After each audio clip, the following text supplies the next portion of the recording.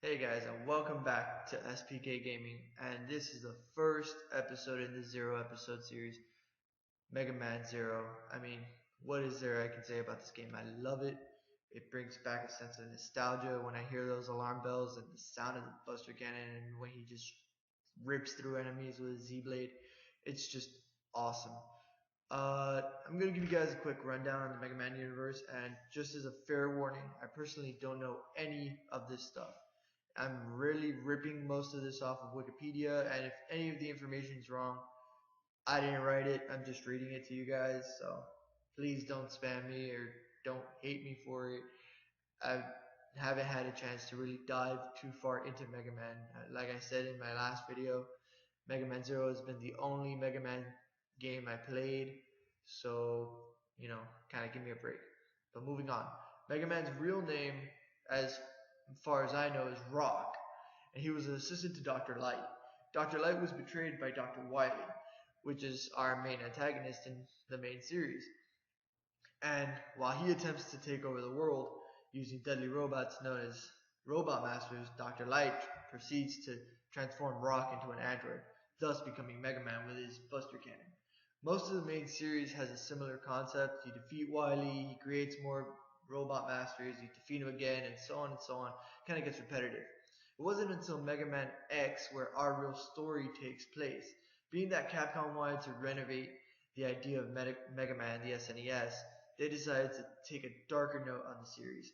The X series takes place sometime in the future, with Mega Man X being the protagonist. Now, X isn't the same Mega Man. X is actually another android that Dr. Light created, and it wasn't found until 100 years later by Dr. Kane. Now, X was supposed to be superior to Mega Man in every way, shape, or form, but also containing most of Mega Man's original hardware, including the Buster Sword. I mean, Capcom couldn't just let that go. Capcom took a bit of a step though in using the 16-bit processor, which actually turned out to their benefit, providing better graphics, better movement. I mean, the game all around is beautiful. But enough about that graphical and nerdy stuff. Now, let's talk about the story. Being set a century in the future, or more or less, their environment is now inhabited by both humans and Reploids. Reploids being androids that have human emotions and capabilities. Pretty much you couldn't tell which one was a human and which one was a Reploid unless you really looked at them. Now, some of these Reploids actually developed destructive behavior, which kind of turned them into another kind of Reploids, which were later named Mavericks. Hence comes our hero X, the Maverick Hunter. He has a job of just hunting these guys down, bringing them to justice, and their main antagonist being Sigma. Now, I'm not 100% sure because later on in the series, the story between Sigma and X kind of get confused, but from what I'm understanding, Sigma is the main bad guy. A little while later in his journey, though, he meets another Reploid, which is our main character, Zero.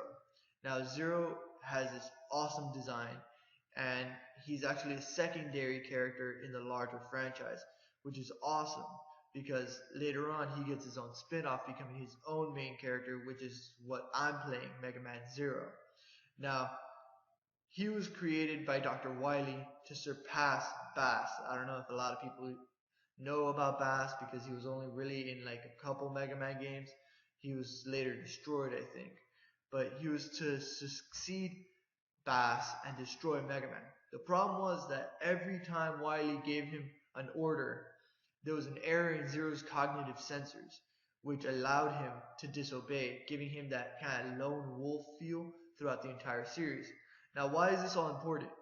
The reason why is because Mega Man Zero takes place 100 years after the X series.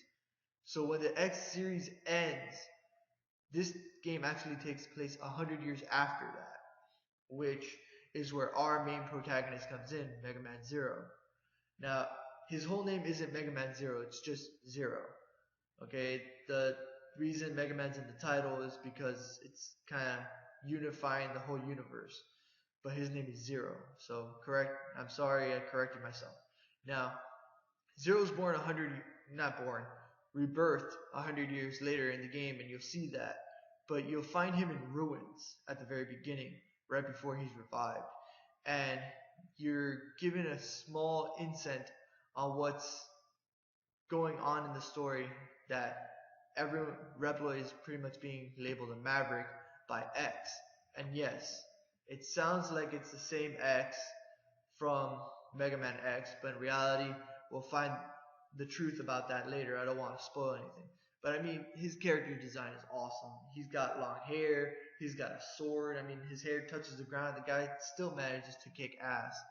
Um, and there's a little bit of a different take on this Mega Man game. Usually in Mega Man games, they had a consistency of you beat Robot Masters, you get a power up. You beat other Robot Masters, you get another power up. This isn't the case in Mega Man Zero. In Mega Man Zero, you defeat a Robot Master, and yes, you get a power up, but unless you don't use it, you can't really get it to its potential. Pretty much the more you use the weapons, the more skilled Zero becomes at using that weapon, which is a really cool concept that I think Capcom really hit on the nail. Now, this was a really risky move on their part, and I personally think they benefited from that. But enough of the background. Let's get to the actual game.